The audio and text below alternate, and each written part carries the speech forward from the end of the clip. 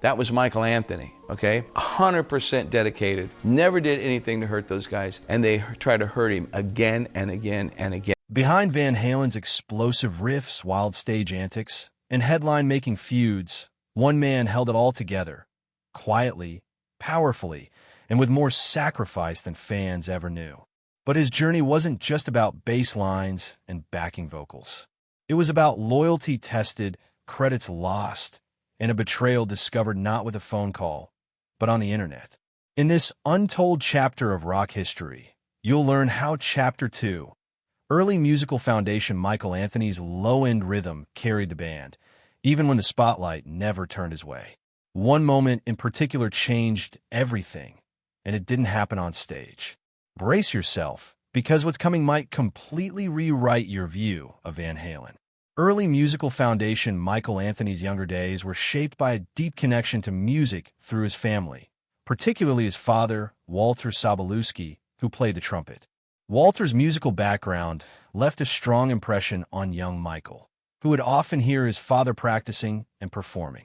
This exposure to live, real-world music at home laid the foundation for Michael's growing curiosity about instruments and performance.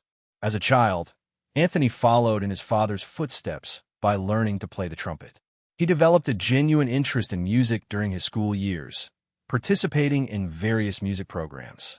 After his family relocated to Southern California in the mid-1960s, he attended Dana Junior High School in Arcadia, where he joined the school's marching band. His participation in the band allowed him to further develop his musical talents in a structured setting, while also introducing him to the experience of group performance and discipline. Even though he was interested in the trumpet all the while, Michael gradually turned to rock music from the age of 13. He shifted his focus to the bass guitar because he wanted to be different from his crowd, most of whom played the guitar or drums. A friend, Mike Hershey, lent him a Fender Mustang guitar, which Anthony modified into a bass by removing 2 strings from it. This was changed to a crucial period in his musical evolution when he made a full commitment to learning the bass. After noticing how talented and dedicated his son was, Anthony's father bought him a victory copy of a Fender Precision bass along with a Gibson amplifier, enabling serious growth in the tools available for Anthony as a musician.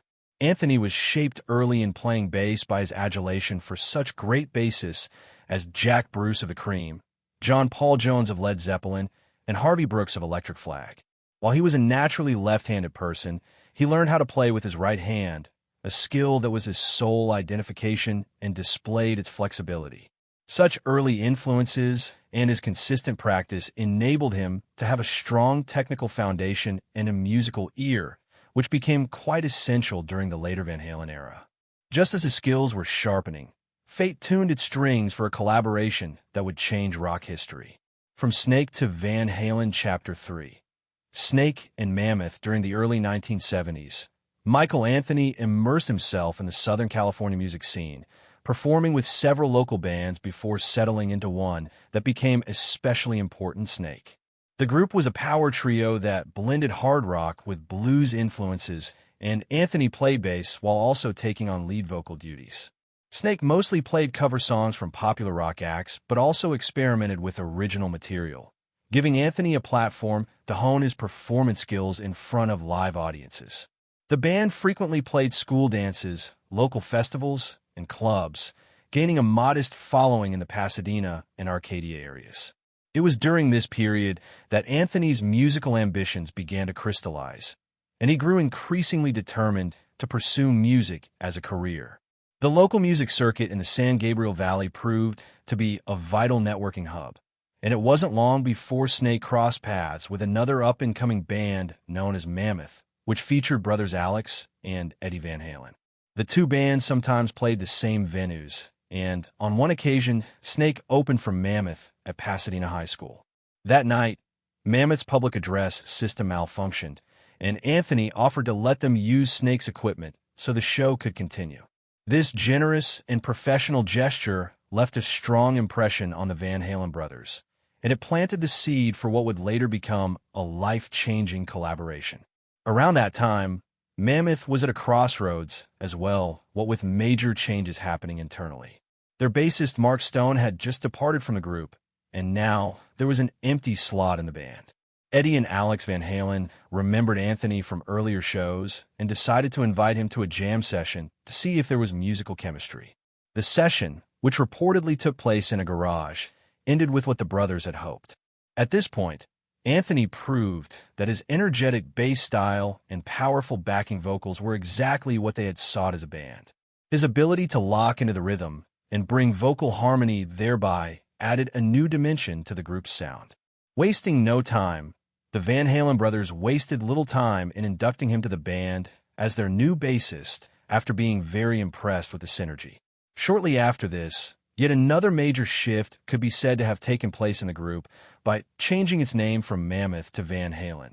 The new name having been necessitated by the fact that another band was already operating under the Mammoth moniker. That new name was reportedly suggested by emphasizing the identity of the two brothers while ushering in a new phase in the development of the band. With David Lee Roth on vocals, Eddie on guitar, Alex on drums, and Michael on bass, the classic lineup was officially in place. This marked the beginning of what would become one of the most iconic rock bands of the late 20th century. For Anthony, joining Van Halen was more than just a band change. It was more like a launching pad into an international career that would change his life. Band dynamics with the classic Van Halen lineup solidified in the mid-1970s. Michael Anthony quickly proved himself to be a vital part of the band's musical identity.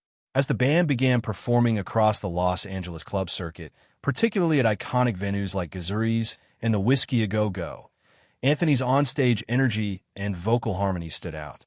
His high-pitched backing vocals became a trademark of the Van Halen sound, providing a contrast to David Lee Roth's lead vocals and helping to define the band's vocal style in a crowded rock landscape. On top of that, Anthony's tight, no-frills bass playing anchored Eddie Van Halen's explosive guitar work and Alex's thunderous drumming, allowing the band to perform with precision while maintaining its raw edge. When Van Halen released their debut album in 1978 under Warner Brothers Records, Anthony's musical contributions were on full display. His bass lines provided the steady rhythmic foundation on tracks like Runnin' with the Devil and Ain't Talkin' 'Bout Love, while his background vocals elevated anthems like Jamie's Cryin' and Feel Your Love Tonight. The album was a commercial breakthrough, and Anthony's harmonies were widely praised for their blend of power and melody. As the band rapidly rose to fame, touring heavily in support of their albums, Anthony maintained a consistent presence both musically and personally, earning a reputation for being dependable and low maintenance compared to the often volatile dynamics among other members. Initially, Anthony was treated as a full-fledged member financially, receiving his fair share of profits and expenses. This included everything from album sales and tours to merchandise. According to ex-manager Noel Monk, Anthony was equally responsible for 20% of the band's debts and revenues and participated in band business decisions during its early years. But as Van Halen picked up in popularity and internal struggles for power developed, the financial arrangements started to tilt toward the Van Halen brothers and Roth, thus altering Anthony's share of income and ownership rights. But through it all, Anthony's loyalty lay with the music and the progress of the group. Anthony participated in and contributed to the development of Van Halen during the late 1970s into the early 1980s during a series of multi-platinum successes, which continued to have him on tour and record with the band. His playing stayed steady and professional amidst mounting tensions between the others in the group. By Fair Warning and Diver Down, Anthony was a well-established foundation player in the rhythm section, and his contributions, especially vocal support, continued to be instrumental in shaping the band's live presentations and recordings. While Eddie was dazzling audiences with his guitar prowess, and Roth was often the one turning heads, slowly but surely both fans and critics began to recognize Anthony as an extremely important pillar on which rested the musical cohesion of one of rock's most explosive acts. The 1984 contract controversy. By 1984, Van Halen had become one of the most commercially successful and influential rock bands in the world. The release of their album 1984 marked a career high point, featuring massive hits like Jump, Panama, and Hot for Teacher. However, behind the scenes, tensions within the band were escalating. Michael Anthony, despite being a founding member and significant contributor to the band's signature vocal sound, was increasingly sidelined in key decisions. According to former Van Halen manager Noel Monk, it was during the 1984 tour that a major shift occurred in Anthony's financial and legal relationship with the band. Monk revealed in his memoir Runnin' with the Devil that Anthony was pressured by the other three members, Eddie and Alex Van Halen and David Lee Roth, into signing away all future songwriting credits and royalties.